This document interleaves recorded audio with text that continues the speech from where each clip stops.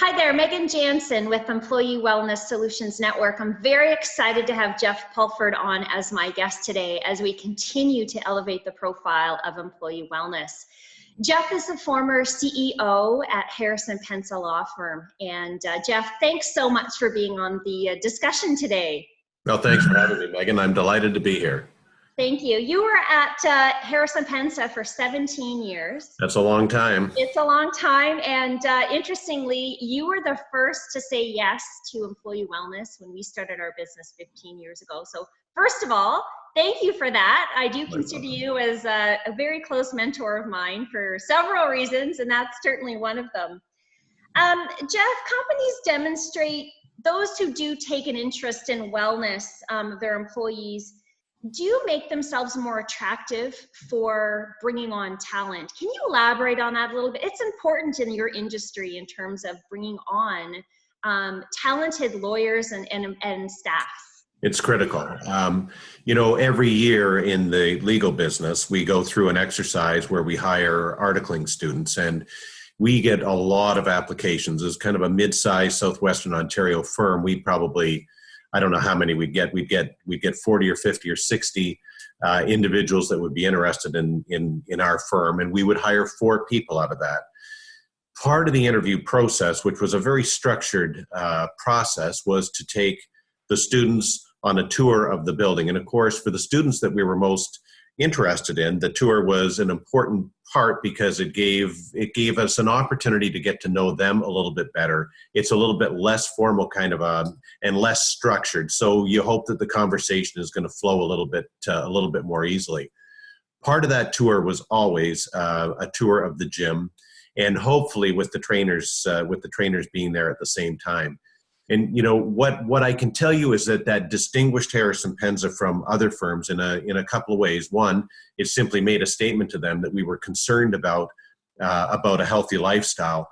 And in the legal business, the perception that a lot of students have is that you sit at your desk, we'll bring you breakfast, we'll bring you lunch, we'll bring you dinner, we'll take your clothes out and get them dry cleaned for you, just stay there and work. And so that's an important element. And it was also interesting to me because even students that were coming through that weren't necessarily into fitness were always impressed by the gym and our commitment to a healthy lifestyle. So it was a critical differentiator when it came to recruitment.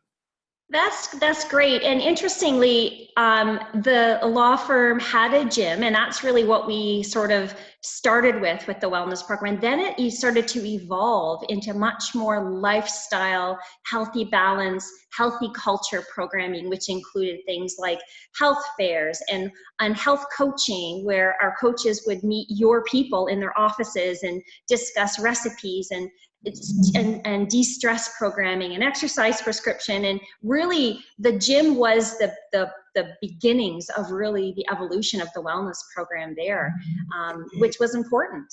It's a complete program, and I can't speak strongly enough about having the trainers being there on a regular basis. Now, they weren't there for us on a full-time basis, but they were there on a regular basis. And so people knew when they were there. And, exercise is one of those things. And it's not just exercise, I should say. It's a total package. But it's easy to get offside, and it's easy to get demotivated. And it's easy to say, you know what, I'm gonna kind of go back to the way that I was. And so the advantage in having the trainers there is that they're always there to motivate. They're always there to just help get you right back on track.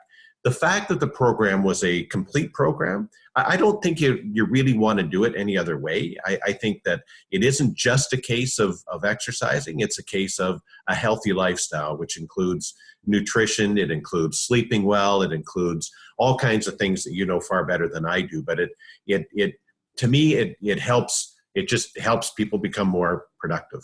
Absolutely. Which leads me to my next point in terms of you believed in this so much that you saw this as an investment.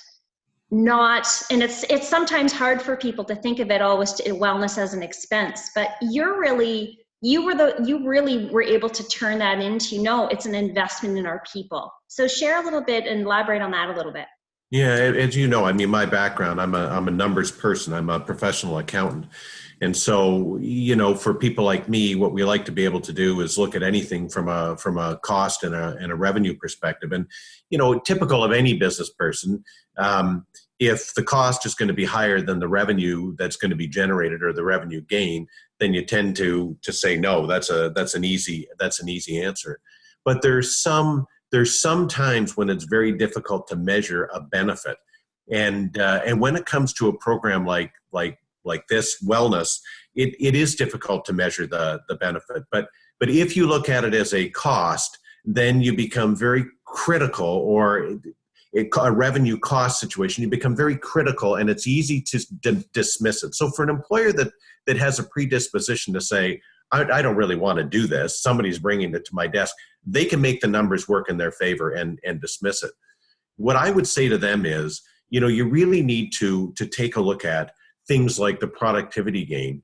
And I can only speak from personal experience. I run in the mornings. I run 5 kilometers every morning during the week.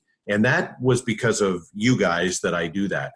When I do that, the mornings I do that, I feel energized for the rest of the day. I know I'm more productive in my job. And I used to say to the people at Harrison Penza, I don't care how long, how many hours you're working, take an hour, go down to the gym, work out, and you will not lose that hour. You will feel better and you'll be more productive when you get back to your desk. I think employers have to look at this as an investment in their people as opposed to an expense. And if they do that, I think that typically they're going to come out on the right side of the ledger, which is going to be, we need to have a wellness program.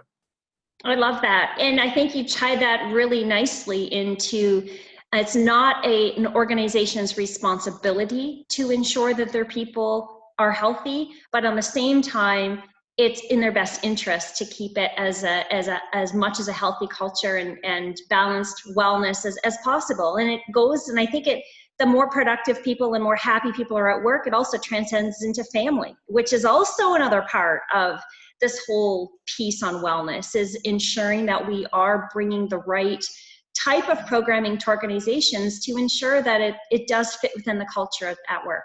Absolutely.